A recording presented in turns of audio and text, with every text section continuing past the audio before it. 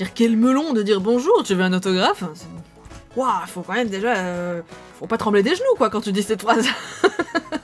Salutations, vous êtes sur le point de regarder pas un best-of parce que c'est plus long que ça, plutôt un condensé du live anniversaire qu'on a fait sur Twitch, puisque le 4 février, nous avons fêté les 6 ans de la chaîne YouTube. Oui, un live sur Twitch pour fêter les 6 ans de la chaîne YouTube. Oui. Ouais, désolé, je peux comprendre que vous vous soyez senti peut-être un peu frustré, je sais pas, ou que là vous le découvriez et que vous faites quoi? C'est scandaleux! Oui! Enfin, voilà, je suis sûre que vous devez à peu près parler comme ça. Je viens de tourner 2 épisodes, je suis crevée.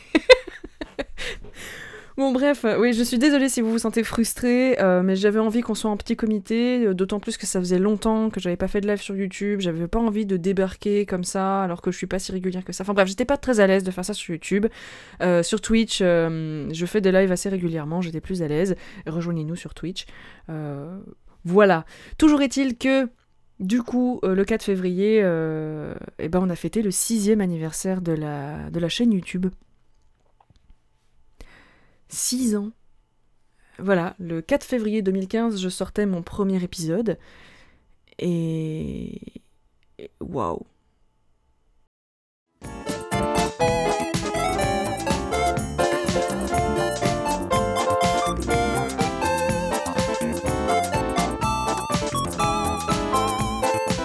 Bonsoir.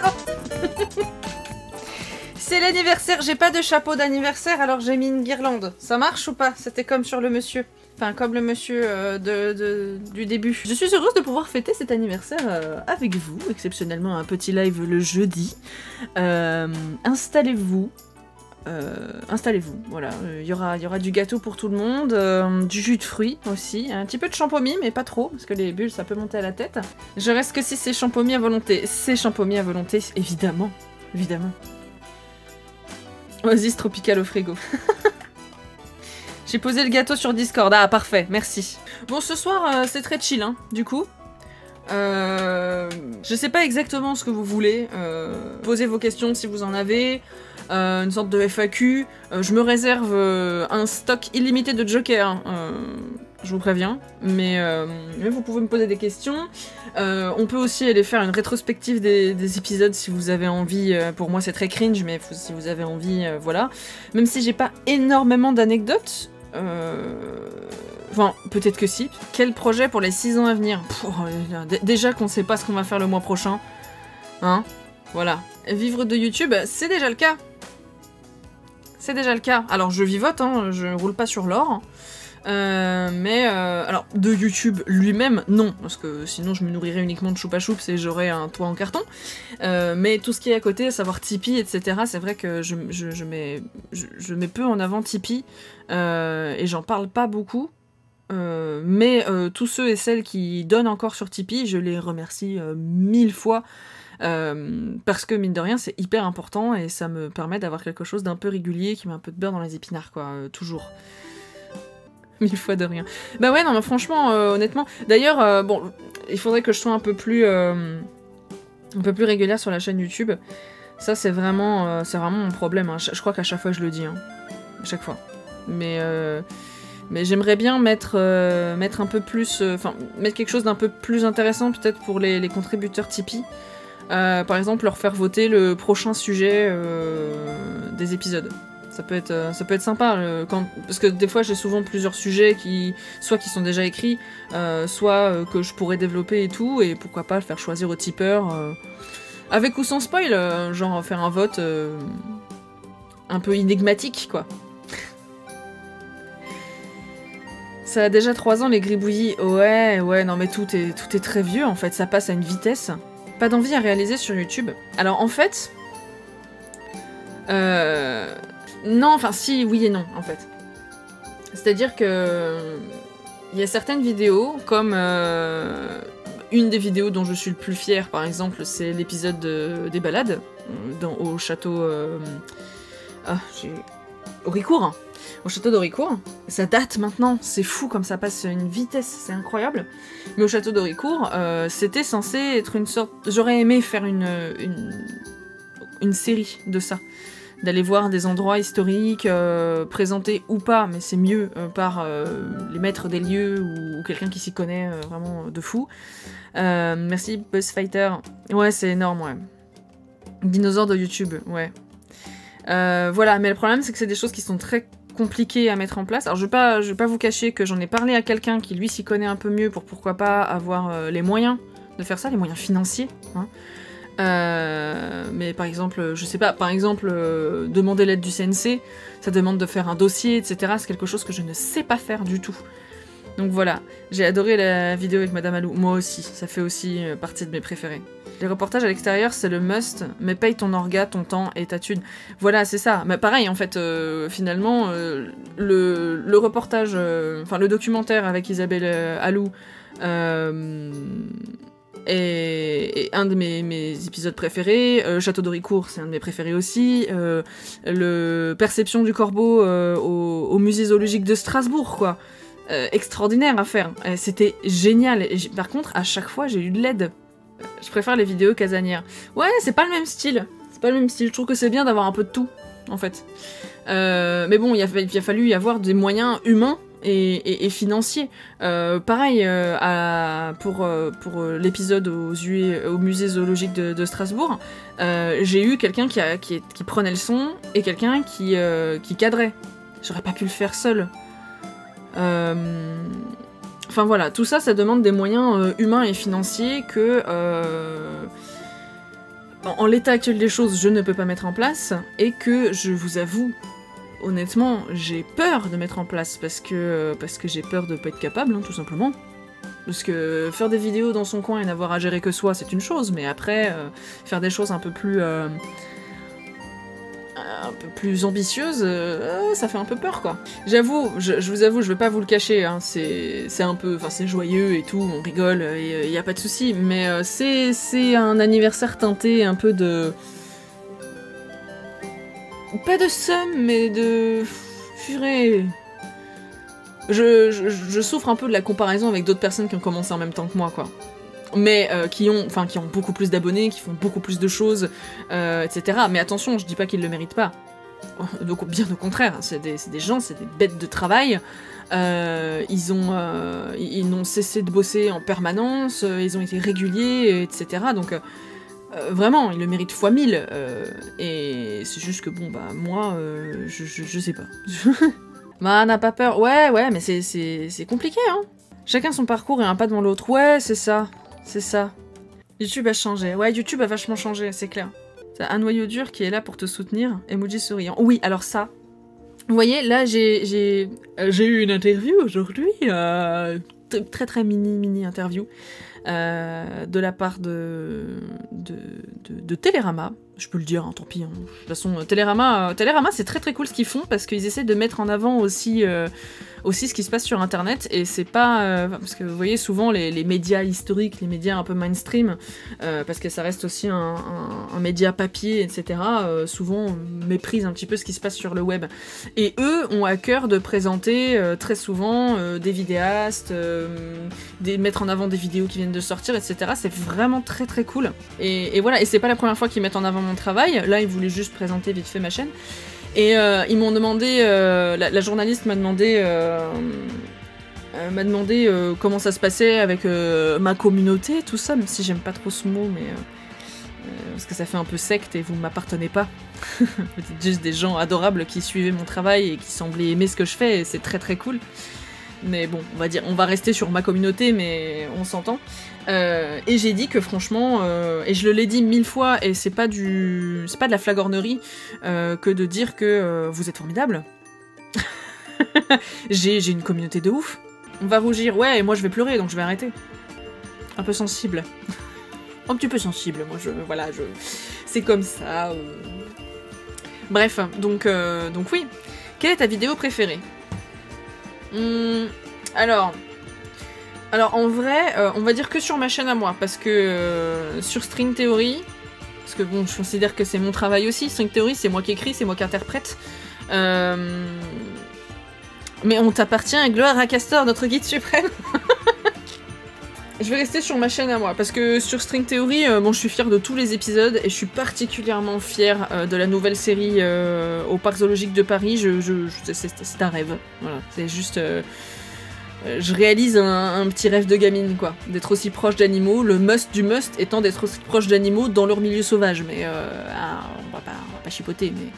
Déjà d'être aussi proche de ces animaux et de découvrir, d'en découvrir plus, de rencontrer des gens qui sont passionnés et d'en apprendre plus sur la conservation des animaux et sur le fonctionnement d'un parc zoologique, c'est juste ouf en fait. Pour répondre à cette question, évidemment, si on reprend depuis le début, donc cette vidéo qui vient d'être postée là il y a 6 ans, elle vient de passer 106, oh c'est mignon. Je suis quand même assez fière de mon premier épisode, parce qu'il m'a quand même pas mal marqué les esprits, même si en vrai il me cringe de ouf. Il me cringe. il me cringe parce que ça se voit, je suis pas forcément très à l'aise, j'essaye ça c'est presque un plan séquence, presque, il y a très peu de coupures, c'est très long, la musique est insupportable. Honnêtement, aujourd'hui, je sais pas si j'oserais mettre la vidéo de l'amour interdit entre Lothar et le Manchot, je pense pas. La tablette prompteur, ouais. Même pas, j'avais pas de prompteur. Je n'avais pas du tout, j'avais vite fait mon texte sur une tablette, mais en vrai je ne pouvais pas la lire, il fallait que je regarde la caméra. Caméra qui était mon téléphone, qui n'est plus celui-là, c'était un Galaxy Note 4.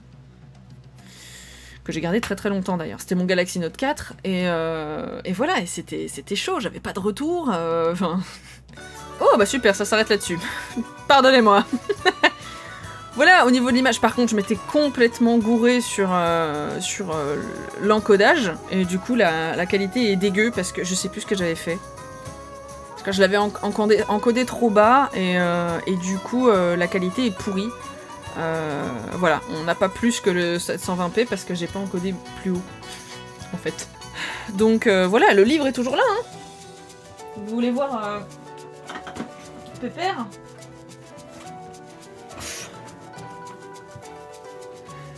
Il est là. Il ne me quittera jamais, je l'aime fort. Ce truc-là, c'était dans ma chambre. J'étais dans un petit appartement. Et en fait, c'est complètement un placard, ça. Ça, c'est un placard, c'est pas du tout un bureau. Et je suis sur une chaise un peu à bascule, très basse. Et je suis très mal installée. Le pastafarisme que j'ai dû tourner 2 fois. Parce que la première fois... ça allait. Avec ma fausse GoPro et mon... et ma lumière, j'avais une lumière... Ouais, ça c'est la lumière que j'ai toujours. C'était une grosse lumière de studio photo, hein. Voilà, avec un pote qu'on voit aussi dans la gare des Émeus.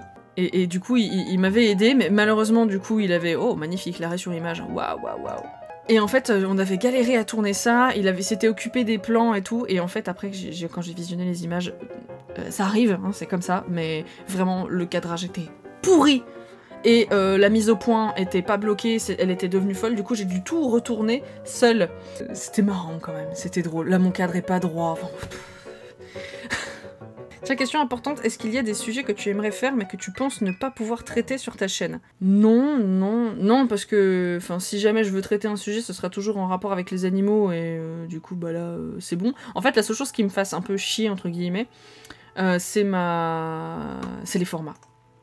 Je sais que j'arrive après la guerre, après tout le monde, mais ce qui m'embête pas mal, c'est les formats. C'est-à-dire que là, j'ai des sujets qui sont soit écrits, soit je vais les développer un jour et tout, et je sais pas dans quelle case les foutre. Donc je crois que de plus en plus, je vais faire comme je veux en fait, hein, ça va. Les formats vont commencer à dégager en fait. Sauf si c'est très clairement un classique, très clairement un bestiaire. Mais sinon, voilà, ce qui me fait chier, c'est juste pour les vignettes, mais honnêtement, voilà, ça peut tomber dans un KKC par exemple. KKC dont je n'ai fait qu'un seul épisode, alors que j'en ai un. J'ai un KKC qui est tourné en partie depuis décembre 2019. que y avait les grèves et les machins, et après il y a eu le confinement, il y a eu plein de trucs, après j'avais des tournages et tout, et c'est complètement passé à la trappe, et du coup ça a vieilli un peu. Techniquement c'était ultra chaud à faire, parce qu'un tournage à l'extérieur quand t'as pas d'équipe, c'est chaud, du coup je suis pas hyper contente de ça quoi. Pas besoin de format, bah ouais je sais. Donc pour répondre à la question, quelle est la vidéo dont je suis la plus fière, en vrai, elles me rendent toutes fières. Je suis quand même particulièrement fière, si quand même, je suis fière évidemment du documentaire avec Madame Alou. Je suis particulièrement fière de L'humain est-il un animal comme les autres, évidemment, c'est un gros morceau en partenariat avec Arte, j'en suis hyper fière. Je suis super fière du double épisode La conquête du Polsum et Les coqs loupards et poules à cailloux, et voilà, j'aime beaucoup, j'en suis assez fière de ces épisodes là. Tous les bestiaires, je les aime bien, mais je les aime bien. De toute façon, je sors pas un épisode que j'aime pas, hein, de toute façon. La première apparition de Yume dans l'épisode Une femelle qui en a. Oui. Oui, tout à fait. Alors ça, une femelle qui en a. Hop. Donc là, oui, bah du coup, on a tourné au parc de l'Orangerie à Strasbourg. Le son de cette vidéo est particulièrement dégueu, hein, qu'on s'entende bien. Voilà, désolé pour le son, en plus je le mets. On a refait plusieurs fois la prise, c'est drôle en vrai. Parce que là, du coup, en fait, je suis avec un trépied. Faut imaginer, à l'époque, c'était vraiment n'importe quoi. C'est toujours mon téléphone qui filme, hein, donc mon Galaxy Note 4. On est dehors, avec un trépied d'appareil photo qui est pas ultra lourd, donc il peut se renverser si jamais il y a un coup de vent, parce qu'il est pas très lourd. Le trépied d'appareil photo ne permet pas de tenir... Ça marche, arrête, c'était trop cool. Mais en vrai, oui, c'était de la débrouille. En vrai, voilà, en vrai, c'était cool. Sur le trépied, il y a un tripode, vous savez, qui accroche avec des bras très courts pour accrocher. Donc, il était accroché sur le trépied avec un élastique qui, du coup, tient l'appareil photo, enfin, le téléphone comme ça. Je sais pas si vous voyez ce que je veux dire. Je sais plus si j'ai encore ce trépied quelque part. Donc voilà, après il a fallu faire ça, il a fallu lancer le truc, que je me barre, Yume était là et devait lancer la vidéo, voilà, juste voilà. Et du coup, on devait faire attention au cadre pour qu'on puisse me voir arriver derrière, et genre, voilà, et prier pour qu'il y ait personne qui passe dans le cadre pendant qu'on faisait ça. Là, ce que je fais, c'est que je monte très rapidement, parce que le muret est très haut, en fait. Donc je monte hyper rapidement sur un banc en pierre, et j'ai failli me casser la gueule d'ailleurs, pour que je puisse être à son niveau. Et là le son est dégueu. Qu'est-ce que vous faites? Je regarde le rayon. C'est la scène des hyènes. Bah oui. J'ai fait ce que j'ai pu pour essayer de monter le son, pour essayer d'enlever le bruit du vent, etc. Donc c'est pour ça qu'il y a un léger écho. C'est à cause d'Audition que j'utilisais encore pour l'édit du son. Enfin, oui. Voilà. Il y a un truc qui va pas. Il y a un truc qui va pas là. Non. Non, et là je me dépêche de descendre comme je peux, c'est pour ça que c'est un peu long, c'est parce que après je cours et je monte sur la petite colline. J'ai failli me casser la gueule encore une fois parce qu'il n'y a pas d'escalier pour monter jusque là. Je cours, j'essaie de pas renverser le trépied. Mais qui? Putain, j'avais déjà cette jupe. Faut vraiment que j'achète des vêtements. Regardez. Voilà, bon là il y a des gens qui passent derrière, zut, ça casse l'immersion. Crotte. On va vous apprendre. Voilà. Venez. Allez, venez. Ah ok, c'est bon. Voilà, puis les gamins qui courent dans le même sens que nous, donc bon, pourquoi pas. Le son des oiseaux qu'on entend là. C'est la scène des hyènes. Le son des oiseaux qu'on entend là ne sont pas des oiseaux qui sont là en vrai. Enfin, j'avais mis une musique ambiance forêt, enfin même pas une musique, vraiment ambiance forêt, des oiseaux qui papillent. Et voilà. Et sauf que j'ai eu un problème avec YouTube, j'ai eu une réclamation de droit d'auteur sur la musique, et le problème c'est que toutes les musiques à l'époque que j'utilisais étaient des musiques qui venaient de l'audio, enfin l'audio librairie de YouTube. Voilà. Donc je comprenais pas, et en fait j'ai regardé, c'était un groupe coréen, Donc je suis allée regarder, je suis allée écouter vite fait ce qu'ils faisaient. Et en fait, ils avaient fait un album de sons un peu plus zen avec, en entrée, en introduction, des sons d'oiseaux.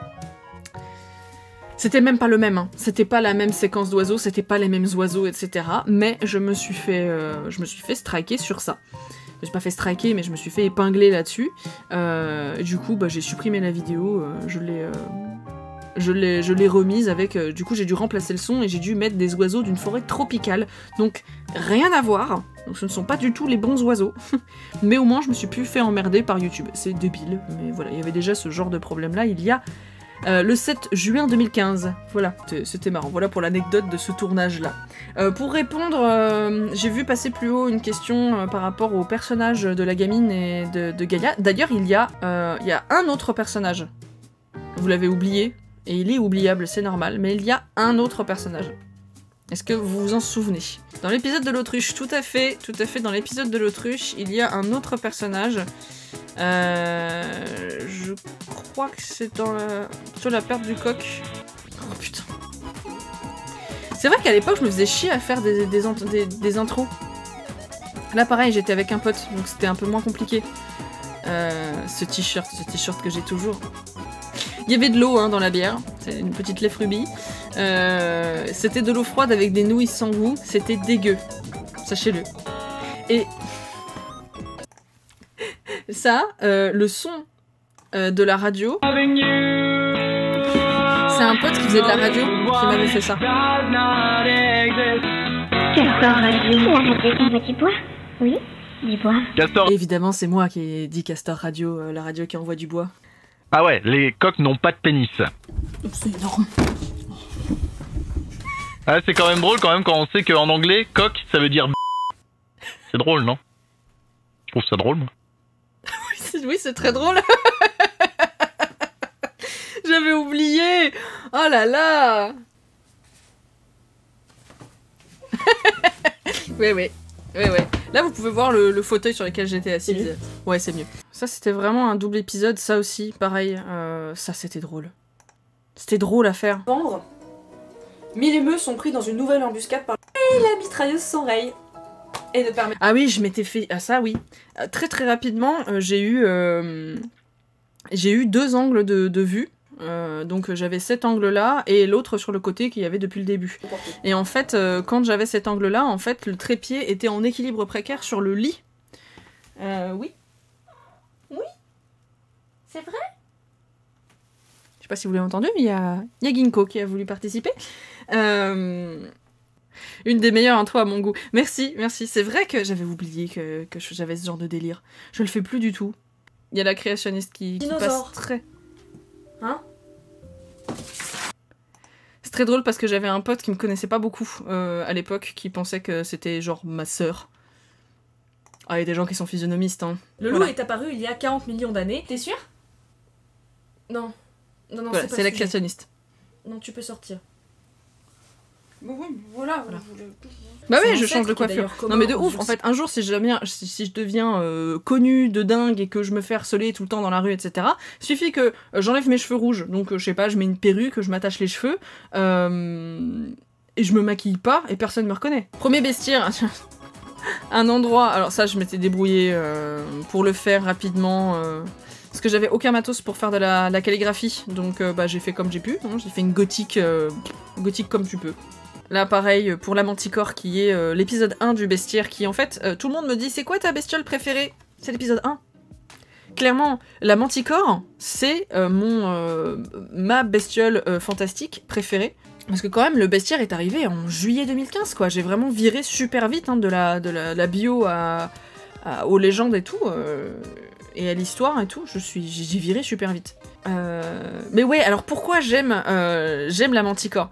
Parce que la Manticore, déjà, j'aime beaucoup les trucs un peu creepy, hein, clairement. J'aime bien sa gueule. J'aime bien le côté humain, cringe, chelou, voilà, sans être gore ni quoi que ce soit, mais aussi parce que elle est l'archétype même de la construction d'une légende de téléphone arabe.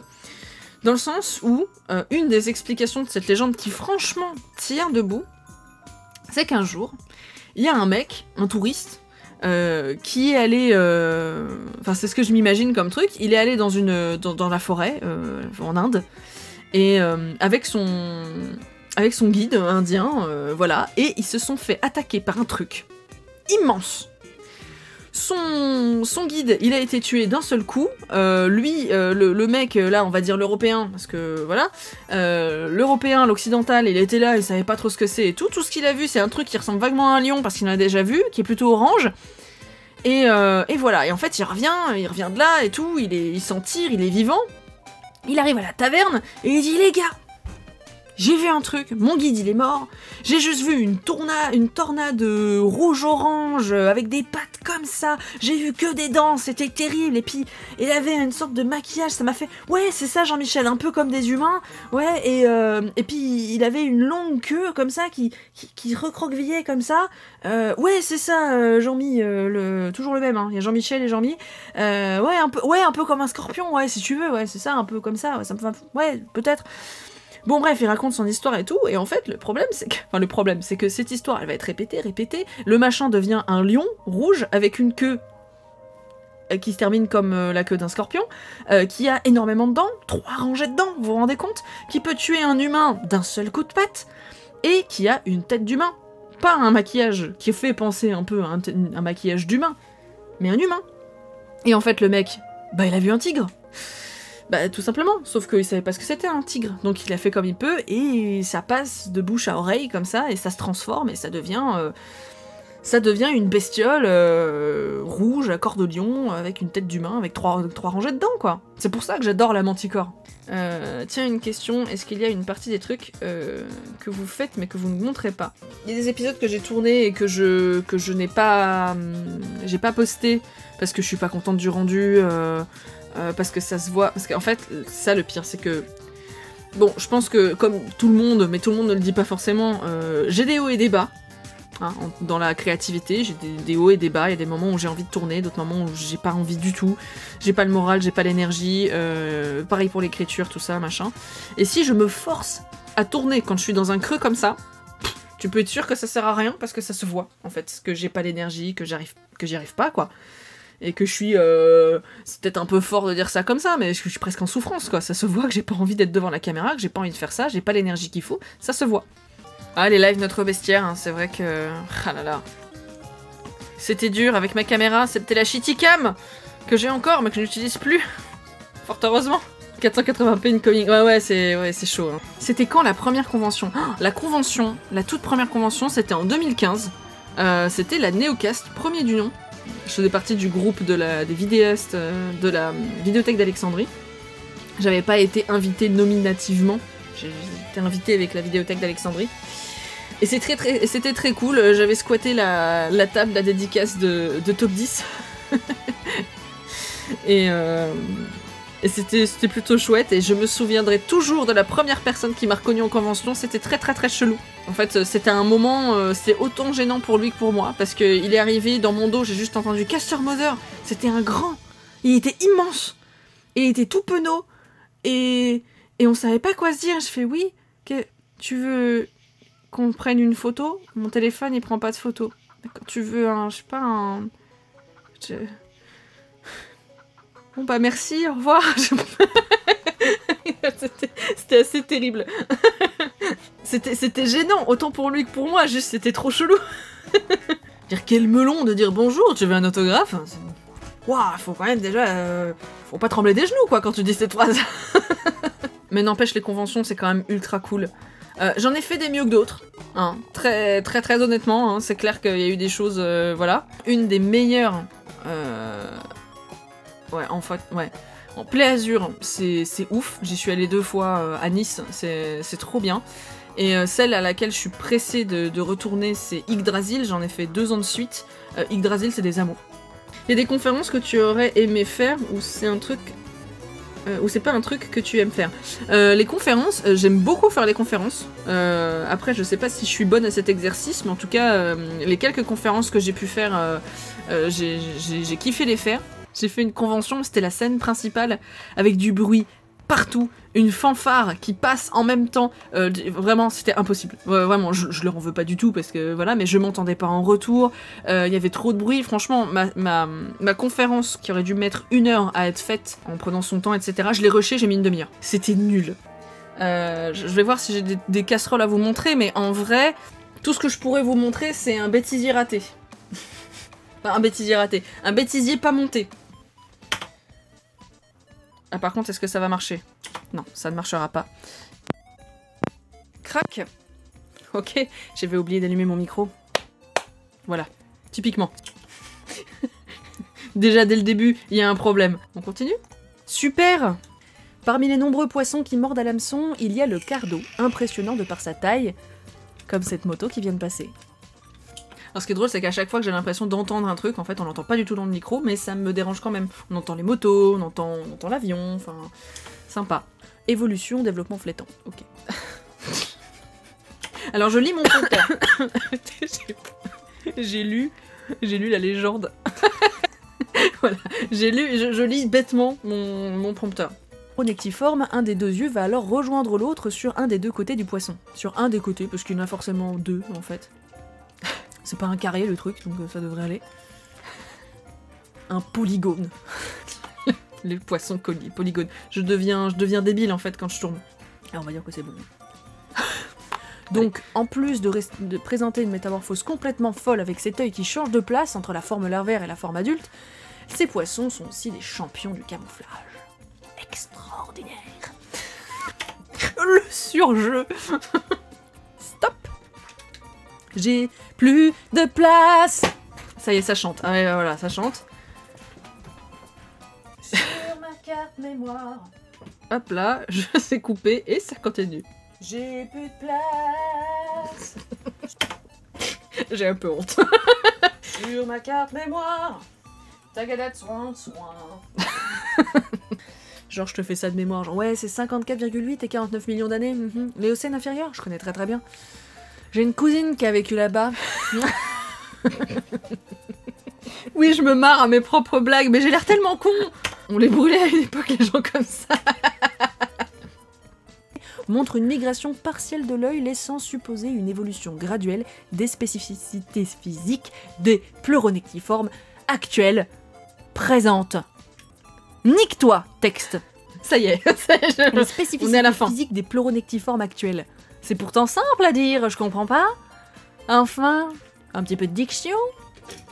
Un truc que tu lis tous les jours. Bah oui, les spécificités physiques des pleuronectiformes, ouais, tout à fait, ouais. Au moment de l'éocène inférieur. C'est entre 54,8 et 49 millions d'années, non, c'est ça? Ah, bah je connais très bien. Ouais. Là, on craque. Là, on craque, hein. J'en peux plus, voilà. Pourquoi, meuf? Ça va? Est-ce que ça va dans ta tête? Non, ça va pas, hein. Non, ça va plus du tout. A très bientôt pour une nouvelle entrée dans notre Bobétopédie. Voilà, je fais ta cam, j'ai pas réussi. Ça tourne à l'image. Ah oui, bah ça vaut le coup, ouais. Ça tourne, ça tourne.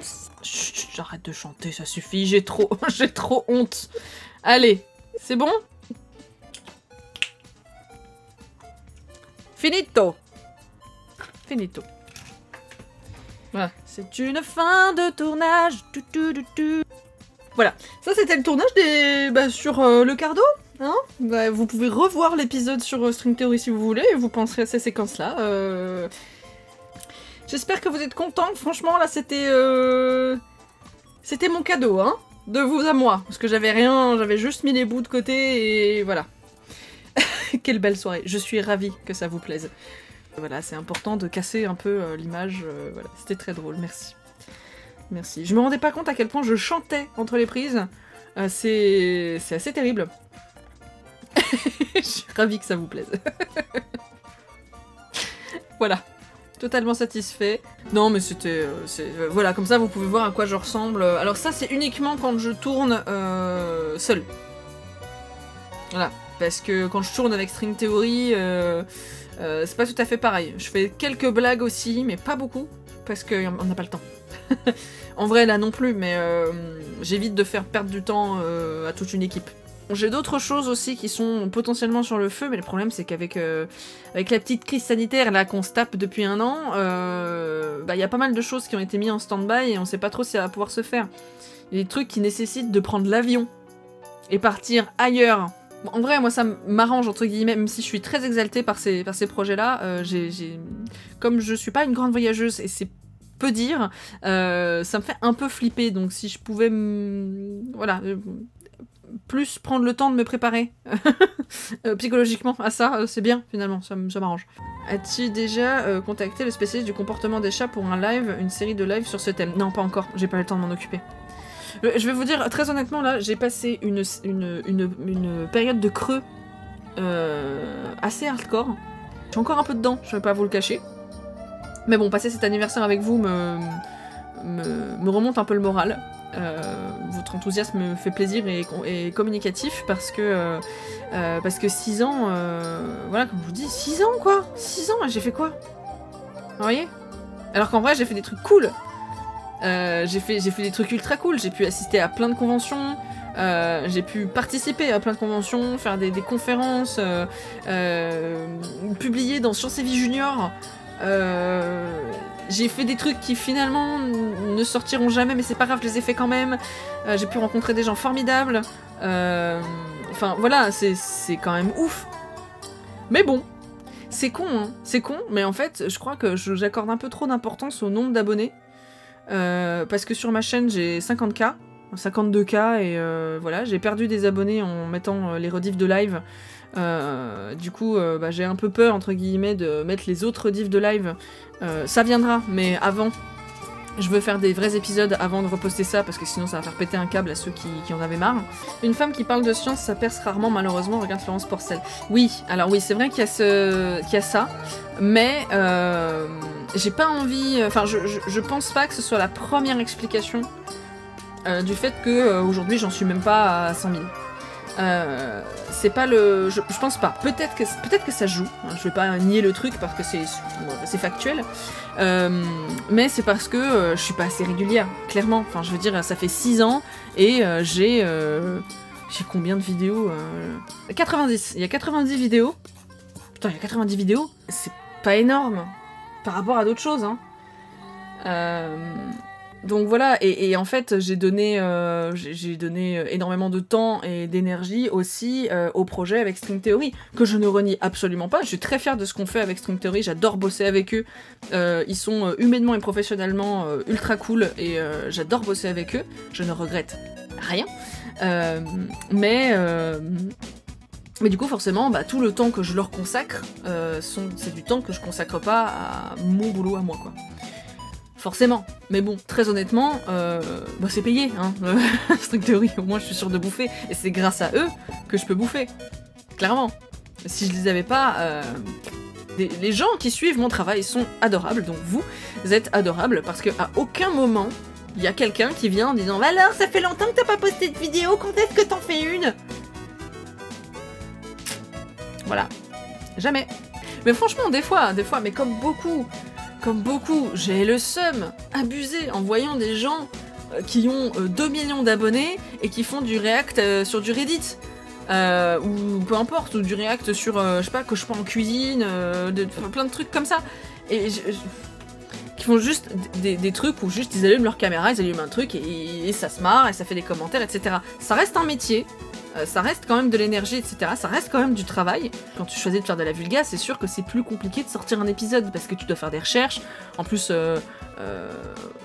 après, il faut faire relire, machin, faut faire attention à pas dire de conneries. C'est sûr que le process est plus long. Puis le pire, en plus, c'est que je refuse de faire des coupes dans certaines choses, enfin... Faire juste des vidéos comme ça, fais tes cuts dans OBS et t'enregistres ton écran et puis tu fais une vidéo de 2-3 minutes comme ça où tu parles juste un peu d'un sujet et puis basta, tu postes ça. Non. Non. Il y a des gens qui le font et c'est très bien. C'est pas mon genre, c'est pas mon truc. Tu te fais chier à écrire un truc pendant 1 mois et tu te retrouves à faire 16 000 vues, et encore, ça c'est des très bonnes vidéos. Utilise Ginkgo en vedette, les chats ça rapporte des vues. Je vais faire un épisode sur le chat un jour, je le sens. Je vais être obligée. Juste une question comme ça, un peu lambda, pour toi, quelle bestiole trouves-tu la plus spéciale, étrange, what the fuck, etc., mis à part l'ornithorynque? Mais en fait, toutes les bestioles dont je parle dans mes épisodes, en vrai, je pense que j'ai une certaine fascination, évidemment, pour les bestioles des abysses, hein, des profondeurs dans les océans. Parce que c'est quand même assez dingue. Je crois que la plus dingue, la plus what the fuck dont j'ai parlé, c'est le loricifère. Dont j'ai parlé il y a un sacré moment sur String Theory. C'est un organisme pluricellulaire qui vit dans les eaux anoxiques du fond de la Méditerranée. Donc c'est-à-dire qu'il n'y a pas d'oxygène là-bas, qui ne respire pas d'oxygène, et qui fait tout son cycle de vie en entier dans ces zones complètement anoxiques. C'est ouf, et en plus, il a une gueule pas possible, quoi. Attends, loricifère... Faut pas vous attendre à un truc gros, hein. Il mesure de 0,05 à 0,7 mm. Voilà, et voilà une représentation, c'est un dessin. C'est une représentation du loricifère. Voilà. Ça c'est ouf. As-tu fait des études de biologie pour être aussi calé sur le sujet? Du tout. J'aurais aimé, mais je n'ai pas fait d'études scientifiques. J'ai fait une première S, mais après j'ai vite déchanté, je suis partie en terminale L. Parce que j'ai toujours eu deux passions, c'était l'art, la création, la créativité, et la science. Et bon, je suis tombée sur des profs un peu élitistes, etc. La scolarité, c'était vraiment pas mon truc, j'arrivais vraiment pas à m'y plaire. Et du coup bah, j'ai un peu abandonné ce côté-là. Mais par contre, la science, j'ai toujours été passionnée par ça, et j'ai jamais vraiment lâché le sujet, quoi, finalement. Et n'empêche, en 5 ans, enfin 6 ans maintenant, j'ai appris énormément, et surtout, au-delà d'apprendre des notions, j'ai appris à chercher. Et ça, c'est vraiment quelque chose qu'on oublie, c'est apprendre à chercher, c'est hyper important. Trouver les sources primaires, etc., comprendre comment se lit une étude scientifique et tout, c'est vraiment un truc qui s'apprend, quoi. Donc voilà, donc non, je suis pas professionnelle de ce truc-là, ce qui est une force et une faiblesse en même temps. Mais disons que pour la force, c'est que du coup, je suis moi-même béotienne du sujet à la base, donc j'arrive à l'expliquer à des gens qui partent de zéro comme moi à la base. Même si plus le temps passe et plus je deviens plus ou moins spécialiste, donc il y a des notions que des fois j'oublie d'expliquer alors que les gens ne la connaissent pas forcément. Eh bien, la bonne soirée à vous aussi. Merci beaucoup pour votre soutien, pour vos gentils petits mots, pour les petits tips, les abonnements, tout ça. Voilà, vous êtes formidables et je ne cesserai de le dire. Je vous aime, putain. Évidemment. Et on est reparti pour 6 ans. Chiche. Chiche. On est parti pour 6 ans. Et puis après, encore 6 ans. Et ainsi de suite. Moi je pense qu'on est là pour longtemps encore, hein. En tout cas, merci beaucoup pour votre soutien, qu'il soit sur les réseaux sociaux, dans les commentaires, dans les petits pouces et les abonnements, tout ça. Et aussi pécunier, merci beaucoup à ceux et celles qui donnent sur Tipeee. C'est très utile, je le dis pas souvent, mais merci beaucoup, beaucoup. Là, je suis dans une réflexion de changement, de renouvellement. J'essaie de trouver des idées un petit peu pour me rebooster un peu, parce que je me sens enfermée sur certaines choses. Pour l'exemple le plus clair, c'est les formats, quoi. Ça commence à me saouler, donc peut-être qu'il faut s'attendre à faire le deuil des formats. Je ne sais pas. On verra bien. J'essaye aussi de voir si je peux acquérir du nouveau matériel. C'est à ça, entre autres, que sert Tipeee. Au-delà de mettre du beurre dans les épinards, quand j'ai besoin de renouveler du matériel, c'est extrêmement utile, vous vous en doutez. Le 70D avec lequel je tourne depuis un sacré moment maintenant montre des petits signes de fatigue. Et sinon, je vais essayer d'acquérir d'autres matériels pour peut-être filmer en extérieur ou des choses comme ça. Je sais pas, j'ai quelques idées comme ça. Je vais tester. Je sens qu'on va rentrer dans une phase de test, de petits tâtonnements, de petites choses et tout. Je vais vous proposer ça, vous me direz ce que vous en penserez. Bref, voilà. Vous attendez pas à un changement radical d'un seul coup, parce que je suis quand même suis une flippette, hein, dans la vie, mais il y a des choses qui vont peut-être changer un peu. Voilà, vous le remarquerez, ou pas, je ne sais pas. Bref, en tout cas, merci beaucoup, merci d'être là depuis le début, merci d'être là depuis hier, et un très joyeux anniversaire à vous, parce que c'est aussi votre anniversaire. Alors, joyeux anniversaire. J'ai passé une excellente soirée, c'était un très bon 6e anniversaire. Des bisous, merci beaucoup. C'est l'heure de souffler les bougies.